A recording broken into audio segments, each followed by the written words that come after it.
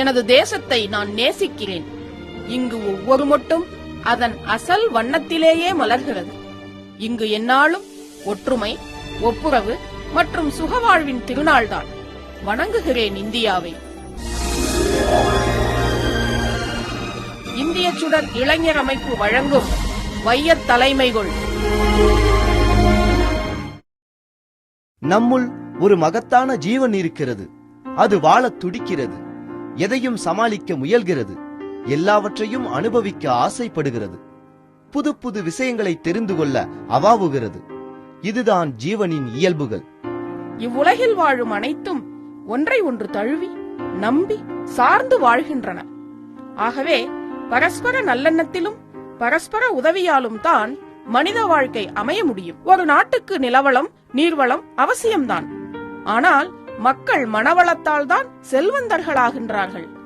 ஒரு நாட்டை மகத்தான நாடாக, வலிமை படைத்த நாடாக மாற்றுகிறார்கள். மனவளமும் உழைப்பும் உறுதியும் தான் ஜப்பானாக, சிங்கப்பூராக, தென்கொரியாவாக உருவாகியுள்ளது. அமெரிக்காவில் வாழும் ஒரு யூத இளைஞனை பார்த்து, தம்பி, நாளைக்கு நீ என்ன செய்ய விரும்புகிறாய் என்று கேட்டால், நான் சொந்த பிசினஸ் ஆரம்பிக்க போகிறேன் என்றுதான் கூறுவான். யவன, மிசிர, ரோம் நாடுகளுடன் வாணிபம் நடத்தி இமயத்தில் பொலிக்கொடி பதித்த தமிழகத்திலோ இன்று பெரும்பாலும் சம்பளம் வென்று கொடுக்கும் படிப்புகளே முக்கியத்துவம் பெறுகின்றன. மேலும் சராசரி மதிப்பெண் பெறுபவனும் படிக்கும் வாய்ப்பினை இழந்தவனும் வழிதெரியாமல் நிற்கின்றான். பூமியில் நடப்பதும் வானத்தில் பறப்பதும் அவரவர் எண்ணங்களே. நெஞ்சினில் துணிவிருந்தால் நிலவுக்கும் போய் வரலாம் என்றாரே கண்ணதாசன். அது உண்மையில்லையா? முத்து, சாந்தி துரைசாமி, நடராஜன், சுந்தரராஜன், பொன்னுத்துரை, ரங்கநாதன், ராகவன், யார் இவர்கள்? தெரிந்த பெயர்கள், தெரியாத நபர்கள். இவர்களின் தயாரிப்புகளோ நிச்சயம் இருக்கும் உங்கள் வீட்டிலும். சக்தி மசாலா உங்கள் வீட்டில் இருக்கிறது தானே?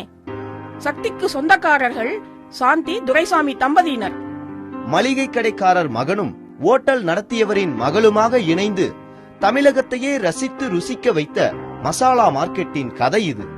நாங்க பண்ற தொழிலுக்குள்ள முழுமையா இருக்கணும், ஜெயிக்கணுங்கிற நினைப்பு நெஞ்சுக்குள்ள நெருப்பா இருக்கணும். இதுதான் சக்தி மசாலா சாந்தி துரைசாமி தம்பதியினரின் சக்சஸ் பார்முலா. ஈரோட்டில் இருந்தபடியே தினம் தினம் தமிழகத்தின் எல்லா சமையற்கட்டுகளுக்கு உள்ளும் சாம்ராஜ்யத்தை உருவாக்கியவர்கள் சக்தி மசாலா நிறுவனத்தார். இந்தியா முழுக்க விற்பனை, முக்கிய நகரங்களில் அலுவலகங்கள், சுகாதாரமான தயாரிப்புகள் என்ற தரச்சான்றிதழ், 850 ஊழியர்களை கொண்ட பெரிய நிறுவனம் சக்தி மசாலா. படிக்கும் காலத்திலிருந்தே தந்தையின் மளிகை கடையில் வேலை பார்த்தவர். தம்பி, வாழ்க்கைனா ஒரு லட்சியம் வேணும். ஊருக்குள்ள ஒரு மரியாதையோட நாம நடக்கணும்டா எனும் தந்தையின் சொல்லை மந்திரமாக கொண்டவர் BA படித்து வேலை தேடி ஓய்ந்து மஞ்சள், மல்லி, மிளகாய் பொடிகளை பொட்டலமிட்டு விற்க துவங்கியவர் மனைவியின் வரவிற்கு பின் மசாலா தயாரித்தார். சமூகத்தின் தேவையை உணர்ந்த வியாபார திட்டம். ஆம், பெண்கள் தினமும் அம்மியிலே அரைப்பது கஷ்டம் என்பதால் சமையல் வேலையை ஈஸியாக்க வந்ததுதான் இந்த மசாலா. 10,000 ரூபாய் முதலீடு, 5 வேலையாளர்கள் என்று ஆரம்பித்து இன்று உலகெங்கும் ஊடுருவிய மசாலா பொடிகளாக ஆயின சக்தி மசாலா பொடிகள். மக்களுக்கு பிடித்த ஸ்டார்களை கொண்டு சொந்த விளம்பரங்கள், மாற்றுத்திறனாளிகளுக்கும் வேலைவாய்ப்பு தரும் மனிதாபிமானம் என மசாலா தயாரிப்பில் பல வெற்றி சூட்சுமங்கள் உண்டு. மார்க்கெட்டிங், கணக்கு வழக்கு கணவர் பொறுப்பு, ஃபேக்டரி தொழிலாளர், நிர்வாகம் மனைவி பொறுப்பு என சிறக்கிறது தொழில், கொளிக்கிறது பணம். பணியாளர்களிடம் அன்பாக இருக்க வேண்டும். அதே சமயம் அவர்கள் நம் கட்டுப்பாட்டுக்குள்ளும் இருக்க வேண்டும். பணி நேரத்துக்கு மேல் வேலை வாங்குவதும் தவறு. வேலை நேரத்தில் பரீட்சை ஹால் போல ஃபேக்டரி முழு அமைதியாக இருந்தால் அங்கே வேலை சரியாக நடக்கிறது என்று அர்த்தம் என்கிறார்கள் இவர்கள். கற்றது ஒழுகு பாரதி. வெள்ளத்தனைய மலர் நீட்டம் மாந்தர்த்தம் உள்ளத்தனைய துயர்வு வள்ளுவர். 38 வருடங்களுக்கு முன் ஒற்றை பஸ், இன்று இந்தியாவிலேயே பெரிய நிறுவனம். இந்த வளர்ச்சி எங்கள் நேர்மைக்கு வாடிக்கையாளர்கள் கொடுத்த பரிசு என்கிறார் KPN டிராவல்ஸ் அதிபரான திரு நடராஜன் அவர்கள். மக்களுக்கான ஆம்னி பஸ் சேவையில் இந்திய அளவில் இவர்தான் நம்பர் 1. சேலத்தில் இருந்தபடி எல்லா ஊர்களிலும் டயர் பதிக்கும் இவர்களது டிராவல்ஸின் தினம் தினம் சராசரியாக 3500 பேர் பயணிக்கிறார்கள். இன்று கோடிகள் புரளும் ஒரு நெட்வொர்க்கை வைத்திருந்தாலும் இவர் படித்ததென்னவோ 8வது தான். அந்நாளில் 2-3 நாட்கள் டூர் ஏற்பாடு செய்து லாபம் சம்பாதித்தவர் தாமே சொந்தமாக ஒரு பஸ் வாங்க திட்டமிட்டார். முதல் பஸ் கடன் வாங்கியதுதான். காலப்போக்கில் டூர் பஸ் ரெகுலர் சர்வீஸாக மாற உருவானதுதான் KPN பஸ் சர்வீஸ். பயணம் செல்லும் பஸ்ஸில் தானே வண்டி ஓட்டுதல், பயணிகளுடன் பழகுதல் என ஜோராக பிக்கப் ஆனது பிசினஸ். திருச்சியிலிருந்து செல்லும் அதிவேக ரயில் வைகைக்கு சவாலாக அதே நேரத்தில் தானும் சென்னைக்கு பேருந்து இயக்கியவர். வண்டியிலே குடிநீர், சுத்தமான தலைக்கவசம், புஷ்பேக், ஏர் பஸ், மிதவை என ரயிலின் சொகுசுகளை KPN அறிமுகப்படுத்தியது. நான் போட்டியாளராக நினைத்தது ரயில்வே இலாக்காவைத்தான். இப்போதைய எங்கள் போட்டி விமான நிறுவனங்கள் தான். எதிர்காலத்தில் ஏர் டாக்ஸி எனப்படும் விமான சேவையை அறிமுகப்படுத்துவோம் என்கிறார் இவர்.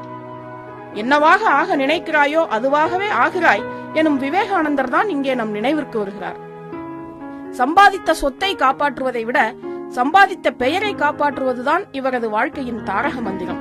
இந்த நிறுவனத்தின் நாடி நரம்புகள் டிரைவர்கள் தான். ஓடுகிற வண்டியில் ஒரு டம்ளர் தண்ணீரை ததும்ப வைத்தாலும் கீழே சிதறவிடாமல் நேரம் காத்து, அதே சமயம் பயணிகள் பீதியடையாமல் ஓட்ட நாங்கள் பயிற்சி அளித்திருக்கிறோம். செய்வது துணிந்து செய் பாரதி. முயற்சி திருவினையாக்கும், முயற்றின்மை இன்மை புகுத்திவிடும் வள்ளுவர். மக்கள் டேஸ்ட் எப்போதெல்லாம் மாறுகிறதோ அப்போதெல்லாம் நாமும் மாறியாக வேண்டும். நாம் நம் ரூட்டிலே இருந்தால் மக்கள் திசை தெரியாமல் போய்விடும். மக்கள் போகிற ரூட்டில் நாம் போதுவதுதான் ஜெயிப்பதற்கான வழி என்ற தெளிவோடு தொழிலில் ஏறுமுகம் காண்பவர் திண்டுக்கல்லை சேர்ந்த திரு G. சுந்தரராஜன். லாபம் குறைவா இருந்தா கூட பரவாயில்லை, சேவை மனப்பான்மையோடு மக்களுக்கு உதவணும்னு நினைச்சோம். அப்படி உருவான சேவைதான் அனில் சேமியா என்கிறார் இவர். தமிழகத்தில் குடிசை தொழிலாக ஆரம்பித்து இன்று குறைந்த விலை சேமியாவில் தமிழகத்தில் முதலிடம் வகிப்பதோடு 18 வகை அணில் தயாரிப்புகளில் இவர்கள் கொடிகட்டி பறக்கிறார்கள். சுந்தரராஜன் 50 வருடங்களாக தன் சகோதரருடன் இணைந்து மளிகை வியாபாரம் செய்து வருபவர். மொத்தமாக சரக்கு வாங்கி திண்டுக்கல் வட்டார சிறு வியாபாரிகளுக்கு விற்றவர்கள்.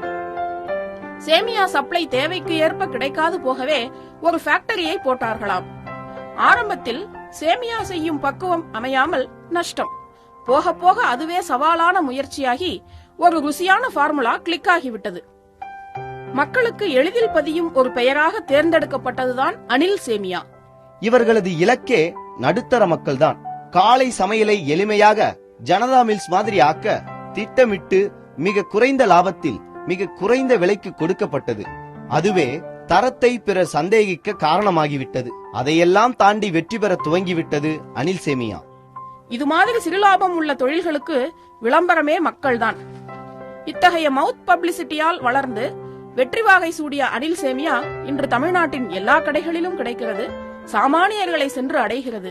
100 பேருக்கு வேலை தரும் திருப்தியான ஒரு தொழிலாக இருக்கிறது. ஒரு தொழிலில் இறங்கிவிட்டால் அதுவே ஆக்சிஜனாக மாறி உடம்பின் செல்களில் எல்லாம் ஓட வேண்டும். வெற்றி தானாகவே வந்துவிடும். காலையிலே நரிமுகத்துல விழிக்கணும் பாங்க. ஆனா எங்களை பொறுத்தவரை எல்லா மக்களும் அணில் முகத்துல முழிக்கணும். அதுதான் எங்க இலக்கு. கைத்தொழில் போற்று பாரதி. பகுத்துண்டு பல்லுயிர் ஓம்புதல் நூலோர் தொகுத்தவற்றுள் எல்லாம் தலை வள்ளுவர். பழைய இரும்பு பித்தளைக்கே பேரிச்சம்பளம் என்று பண்டமாற்றாக இருந்த பேரிச்சம்பளத்தை ஃபாரினுக்கு அனுப்பும் அளவுக்கு பெருமை சேர்த்தவர் பொன்னுதுரை, லயன்டேட்ஸ் அதிபர்.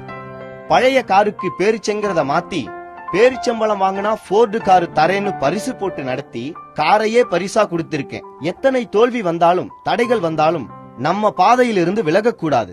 அந்த விடா முயற்சியும் மன தைரியமும் தாங்க என்னை இந்த அளவுக்கு கொண்டு வந்திருக்கு என்று சிங்கம் போல சிலிர்த்துக் கொண்டு சொல்கிறார் பொன்னுதுரை. 10வது படிப்பு முடித்து திருச்சி மளிகை கடையில் வேலை. சொந்தமாய் மளிகை கடை வைத்து நஷ்டம்தான். கலெக்டர் ஆபீஸில் ஜூனியர் கிளர்க் வேலை, சபீனா பவுடர் ஏஜென்ட் என தொடங்கியது இவரது ஆரம்பகால வாழ்க்கை. சின்ன சின்ன விஷயங்கள் கூட சமயத்தில் பெரிய சாதனைகளுக்கு விதையாகிவிடும். அந்த விதை தெருவிலும் கிடைக்கலாம் என்பதற்கு இவர் வாழ்க்கை ஒரு எடுத்துக்காட்டு.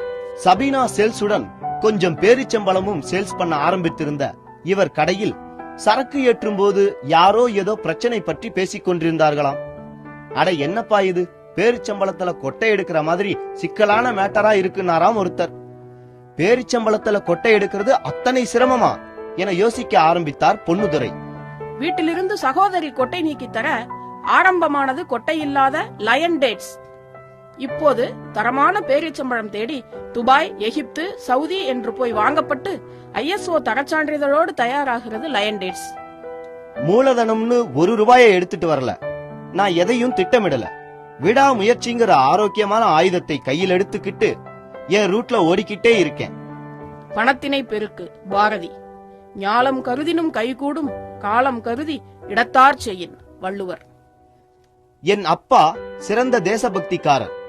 நம்பிக்கை, நாணயம், நேர்மை இதெல்லாம் வியாபாரத்துக்கு ரொம்ப தேவைன்னு நினைச்சவர். ஜனதா ஆட்சியில ஜனதா சாப்பாடு கொண்டு வந்த போது ஜனதா ஃபுட் வால்வுங்கிற பேர்ல 23 ரூபாய் வால்வை 16 ரூபாய்க்கு தந்தார்.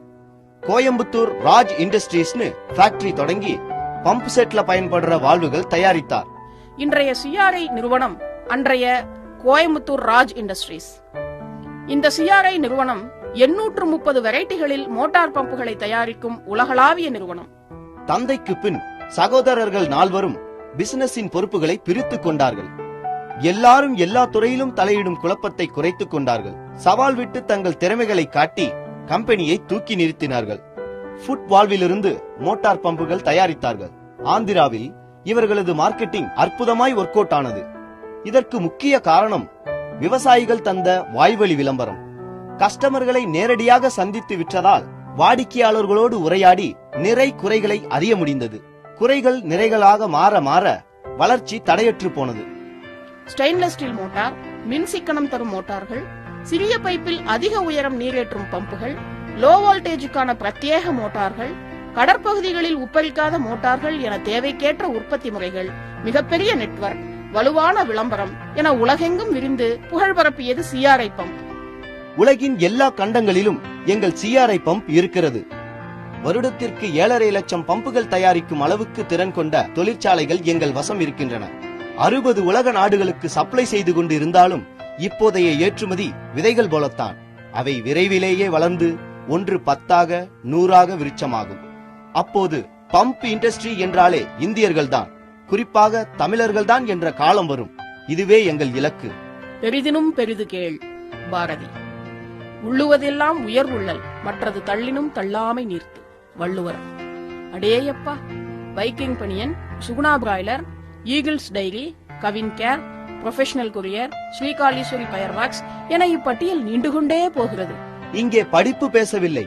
விடாமுயற்சி, கடின உழைப்பு, சுறுசுறுப்பு, கவனம், பொது அறிவு, கண்காணிப்பு, பணத்தின் மதிப்பறிதல், நேர நிர்வாகம், சமூக அறிவு, எல்லாவற்றுக்கும் மேலாக வையத்தை தலைமை கொள்ளும் ஒரு ஹீரோயிசம். இக்குணங்கள் இவர்கள் எண்ணியதை அடைய வைத்துள்ளன. சிலருக்கு தந்தை சொல் மந்திரமாயிருக்கிறது. சிலருக்கு பெண் பின்னியக்கு சக்தியாய் இருந்திருக்கிறாள். சிலருக்கு மகன்கள் சகோதரர்கள் தோள் கொடுத்திருக்கிறார்கள். தமிழ்நாட்டில் குடும்பம் என்பது அற்புதம். அதை சக்சஸ் பார்முலா ஆக்கிக் கொண்டவர்கள் தானும் வாழ்ந்து பிறரையும் வாழ வைத்திருக்கிறார்கள். தேவையை ஆசையாக்கும் போது, ஆசையை லட்சியமாக்கும் போது, லட்சியத்துடன் மன உறுதியினையும் அயராத உழைப்பையும் சேர்க்கும் போது, தோல்வியை கண்டு மனம் கலங்காமல் மேலே போய்க் கொண்டிருக்கும் போது நம் என்ன விதை செடியாகி பூவாகி காயாகி லட்சோப லட்சம் கனிகளாக வானத்திலிருந்து நம் மடியில் உதிர்ந்திருக்கின்றன. இதை நாமும் ரசிக்கிறோம், அனுபவிக்கிறோம், உற்றார் சுற்றத்தார்க்கும் ஊர் உலகிற்கும் வாரி வழங்குகிறோம். வாழ்க்கை என்ற ஜாடிக்குள் ஆக்கசக்தி என்ற மிகப்பெரிய தேவதை நம் ஒவ்வொருவருக்குள்ளும் ஒளிந்திருக்கிறது. ஜாடியின் மூடியை திறந்து விடுங்கள். நம் வாழ்வும் நாடும் மலரட்டும். விளையாட்டுக் களத்தில் இறங்குவோம். உலகில் நமது முத்திரை விழ வேண்டிய காலம் இது. தொழில் செய்வோம், செல்வம் சேர்ப்போம். வெற்றியே வருக.